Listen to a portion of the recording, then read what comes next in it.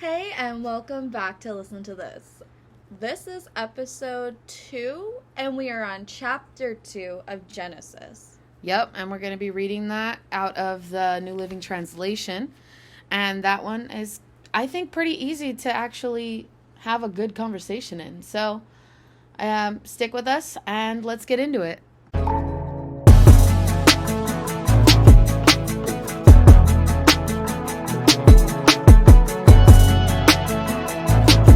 Genesis chapter 2. So the creation of the heavens and the earth and everything in them was completed. On the seventh day, God had finished his work of creation, so he rested from all his work. And God blessed the seventh day and declared it holy, because it was the day when he rested from all his work of creation. This is the account of the creation of the heavens and the earth. The man and woman in Eden. When the Lord God made the earth and the heavens, neither wild plants nor grains were growing on the earth, for the Lord God had not yet sent rain to water the earth, and there were no people to cultivate the soil. Instead, springs came up from the ground and watered the land. Then the Lord God formed the man from the dust of the ground. He breathed the breath of life into the man's nostrils, and the man became a living person. Then the Lord God planted a garden in Eden in the east, and there he placed the man he made. East of where? I don't know. I think that he means east of, Earth? Interesting, because it said, in the beginning, he already created man. So it's so interesting now that he's saying that he is creating someone new east in Eden. So it's just, it's a really interesting thing if you'd like to continue. Sorry. No, that's cool. I think that also, what if this is, what do you call it? In movies where they do, they tell you the storyline and then they jump, to, back, 6 months before.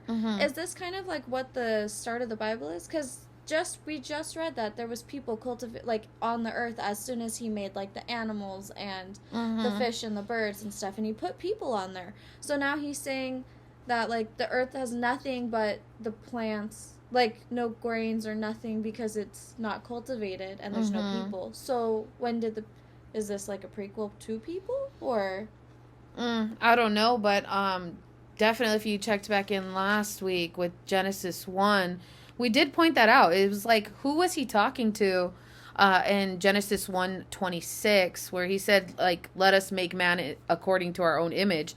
And now I'm just kind of confused where he goes back and says, okay, well, we're going to make someone new out of the dust. Because he didn't say that before, and he had rested the seventh day. So now we're into a new week. And so it's kind of interesting. I don't have words sometimes for these things. Yeah, I didn't even think about it. Yeah, I guess we're in week 2 of the world, in a sense, based on the way that it's written. Book. Yeah. Oh, interesting. Right, let us get back to reading. So we'll pick back up. We'll do Genesis 2, verse 6. Instead, springs came up from the ground and watered all the land. Then the Lord God formed the man from dust of the ground. He breathed the breath of life into the man's nostrils, and the man became a living person. Then the Lord God planted a garden in Eden in the east, and there he placed the man he made. The Lord God made all sorts of trees grow up from the ground, trees that were beautiful and that produced delicious fruit. In the middle of the garden he placed the tree of life and the tree of knowledge of good and evil. A river flowed from the land of Eden, watering the garden and then dividing into 4 branches. The first branch, called the Pishon, flowed around the entire land of Havilah, where gold is found. The gold of the land is exceptionally pure. Aromatic resin and onyx stone are also found there. The second branch, called Gihon, flowed around the entire land of Cush. The third branch, called Tigris, flowed east of the land of Assur, and the fourth branch is called Euphrates. The Lord God placed the man in the Garden of Eden to tend and watch over it. But the Lord God warned him, "You may freely eat the fruit of every tree in the garden, except the tree of knowledge of good and evil. If you eat its fruit, you are sure to die." Then the Lord God said, "It is not good for the man to be alone. I will make a helper, so who is just right for him." So the Lord God formed from the ground all the wild animals and all of the birds of the sky. He brought them to the man to see what he would call them, and the man chose a name for each one. He gave names to all the livestock, all the birds of the sky, and all the wild animals. But still there was no helper just right for him. So the Lord God caused the man to fall into a deep sleep. While the man slept, the Lord God took out one of the man's ribs and closed up the opening. Then the Lord God made a woman from the rib, and he brought her to the man. "At last," the man exclaimed, "this one is bone from my bone and flesh from my flesh. She will be called woman, because she was taken from man."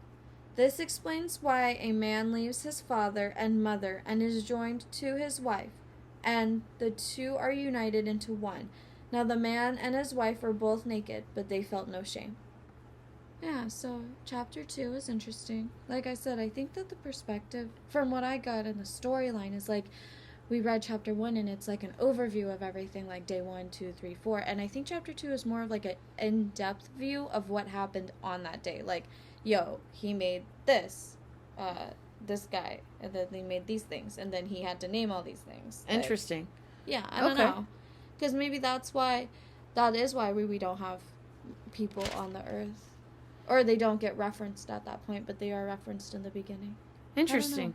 And see, what I think is interesting, though, is that on Genesis 1, chapter 20, or verse 7, God said, "Create man in his own image, and the image God created him, male and female, and he created them." Yeah, that's true. So he already had So then the Garden of Eden's more of like a separate area. And maybe. Then he's like, "Oh, well, I made Earth, and it's kind of like my little project. But it's going okay right now, so I'm going to have a side project, which is a little east. Which is... in his own garden. Yeah, maybe. Maybe that's definitely a possibility. So, I don't know. Let us know what you guys think and give us some ideas. And maybe you can give us some more enlightenment, because we're kind of confused too. We're just reading through and picking out the interesting things that we would like to discuss. Hear or read. Yeah, so let us know. Follow along, like, and subscribe. Thanks, guys. Bye. See you.